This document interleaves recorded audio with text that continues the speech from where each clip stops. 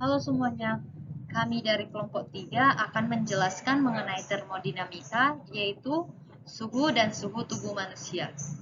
Namun, sebelumnya, izinkan kami untuk memperkenalkan diri. Nama saya Linca Tessa Sirait dengan NIM 42231111025. Saya Sanita Liana Romauli Simbolon dengan NIM 42231111035. Saya Ukto Putra Mahisar Somora dengan NIM 42231111083. Adapun topik pembahasan kami akan kami bagi menjadi 8 topik pembahasan.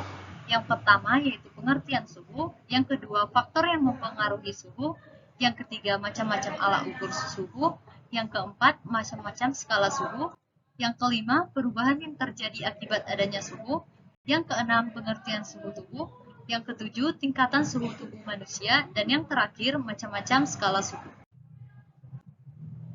Pengertian suhu. Suhu adalah derajat panas atau dingin yang diukur berdasarkan skala tertentu dengan menggunakan termometer. Di Indonesia, satuan suhu yang paling sering digunakan adalah derajat Celcius, sedangkan di Inggris biasanya menggunakan derajat Fahrenheit. Namun, dalam satuan internasional yang digunakan adalah Kelvin. Suhu juga dapat diartikan sebagai suatu sifat fisik dari suatu benda yang menggambarkan energi kinetik rata-rata dari pergerakan molekul-molekul. Dalam Kamus Besar Bahasa Indonesia, suhu diartikan sebagai ukuran kuantitatif dari temperatur, panas atau dingin, dan diukur menggunakan termometer. Tri Cahyono dalam buku Penyehatan Udara mengatakan bahwa suhu adalah keadaan panas dinginnya suatu udara. Daerah tropis memiliki suhu udara yang tinggi di muka bumi dan semakin ke kutub, suhu udaranya semakin rendah. Faktor yang mempengaruhi suhu. Yang pertama, jumlah radiasi yang diterima suatu benda per hari, per bulan, per tahun, serta per musim. Yang kedua, adanya pengaruh tempat, yaitu daratan dan lautan. Yang ketiga, sudut datangnya matahari. Sinar matahari juga mempengaruhi suhu. Suhu datangnya sinar matahari yang lurus akan jauh lebih panas jika dibandingkan dengan suhu datangnya matahari dari arah miring. Yang keempat, tipe tanah juga mempengaruhi suhu. Semakin gelap tanah, maka semakin tinggi pula indeks suhunya. Begitu juga sebaliknya. Yang kelima, adanya pengaruh dari penutup tanah, di mana tanah yang ditutupi vegetasi temperaturnya akan lebih rendah dibandingkan dengan tanah tanpa vegetasi.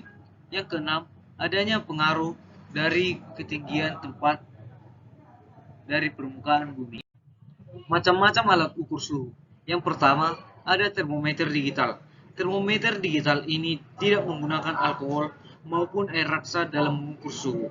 Dalam mengukur suhu, termometer digital sifat pemuaian logam pada logam, sehingga pengukuran suhu menjadi lebih cepat dan cepat digunakan. Yang kedua, termometer air raksa. Termometer ini biasanya berupa sebuah pipa kaca sempit tertutup yang berisi zat cair dan memiliki skala. Prinsip kerja termometer pada pengaruh perubahan suhu terhadap perubahan volumenya. Yang ketiga, termokopel. Termokopel adalah dua kawat yang dibuat dari bahan logam yang berbeda jenisnya dan dihubungkan dengan sebuah amperemeter. Keuntungan menggunakan termokopel adalah jangkauan suhu luas, dimulai dari minus 100 derajat Celcius sampai dengan 1500 derajat Celcius. Selain mempunyai jangkauan yang besar, termokopel ini dapat juga mengukur suhu dengan cepat dan dapat dihubungkan dengan rangkaian lain atau komputer. Yang keempat, termometer ruang. Termometer ini biasanya digunakan untuk mengukur suhu pada suatu ruangan. Orang-orang yang berada di negara dengan empat musim biasanya menggunakan termometer ini. Yang kelima, termometer inframerah. Ini adalah sebuah alat yang populer semenjak adanya pandemi COVID. Alat ini digunakan untuk mengukur suhu tubuh manusia. Alat ukur ini dapat mengukur suhu pada arteri tanpa menyentuh tubuh sama sekali. Macam-macam skala suhu. Yang pertama, Celcius. Celcius merupakan skala suhu yang paling sering digunakan. Dengan menggunakan skala Celcius, air dapat membeku pada suhu 0 derajat Celcius dan mendidih pada suhu 100 derajat Celcius. Yang kedua, Fahrenheit. Skala ini adalah skala yang paling sering digunakan di Amerika Serikat. Dengan menggunakan skala ini, air dapat membeku pada skala 32 derajat Fahrenheit dan mendidih pada skala 212 derajat Fahrenheit. Yang ketiga, Reaumur. Reaumur adalah skala suhu yang ditemukan oleh Anthony Foucault de Reaumur pada tahun 1730. Pada skala ini, air akan mendidih pada suhu 80 derajat Reaumur dan akan membeku pada suhu 0 derajat Reaumur. Yang keempat, Kelvin. Skala ini tidak memiliki derajat. Satuan pada skala ini adalah Kelvin. Sebagai perbandingan, dalam skala ini, air mendidih pada suhu 373 Kelvin dan membeku pada suhu 273 Kelvin. Perubahan yang terjadi akibat adanya suhu. Yang pertama, mencair. Proses berubahnya zat padat menjadi zat cair. Misalnya, es batu yang dibiarkan di udara terbuka, lama-kelamaan akan berubah menjadi air. Yang kedua, menguap. Proses berubahnya zat cair menjadi gas. Misalnya, air yang telah mendidih akan mengeluarkan uap panas. Yang ketiga, menyublim. Proses perubahan dari zat padat menjadi gas. Misalnya, kamper yang dibiarkan di udara terbuka, lama-kelamaan akan mengecil. Yang keempat, membeku. Proses berubahnya zat cair menjadi zat padat. Misalnya, air yang dimasukkan ke lemari es akan berubah menjadi bongkahan es. Yang kelima, mengembun. Proses berubahnya gas menjadi zat cair. Misalnya, rumput di lapangan menjadi basah di pagi hari, padahal malam harinya tidak hujan. Yang keenam, mengkristal. Proses perubahan dari gas menjadi padat. Misalnya, butiran es salju dari uap air di awan. Pengertian suhu tubuh. Ada dua jenis suhu tubuh, yaitu suhu inti dan suhu permukaan. Suhu inti merupakan suhu jaringan tubuh bagian dalam, seperti rongga abdomen dan rongga pelvis. Suhu inti ini relatif konstan. Suhu tubuh inti yang normal berada dalam satu rentang suhu.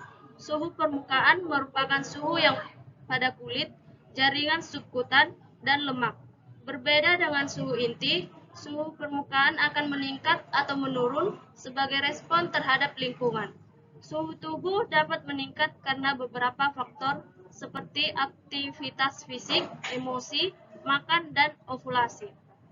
Faktor ekstrinsik seperti memakai pakaian tebal, pejanan terhadap suhu lingkungan yang tinggi, serta meningkatkan kelembapan dapat juga meningkatkan suhu tubuh.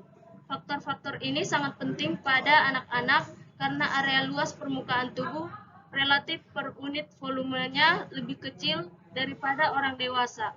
Oleh karena itu, permukaan tubuh yang ada untuk mendinginkan menjadi lebih sedikit. Suhu tubuh berubah di siang hari.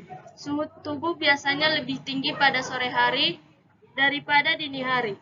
Bila Anda sangat aktif, suhu tubuh dapat lebih tinggi dari normal. Peningkatan suhu tubuh di atas normal atau di atas 37 derajat Celcius. Tingkatan suhu tubuh manusia. Tingkatan yang pertama yaitu tingkatan suhu keadaan kolaps, yaitu suhu di bawah 25 derajat Celcius. Tingkatan yang kedua yaitu subnormal dengan suhu 35 derajat Celcius dan di bawahnya. Tingkatan yang ketiga adalah batas normal, di mana suhunya adalah 35,8 derajat Celcius sampai 37 derajat Celcius. Tingkatan yang keempat yaitu pireksia dengan suhu 37 derajat Celcius sampai 39,5 derajat Celcius. Tingkatan yang kelima yaitu hiperpireksia dengan suhu 39,5 derajat Celcius atau di atasnya. Sekian pemaparan dari kami. Akhir kata kami ucapkan terima kasih.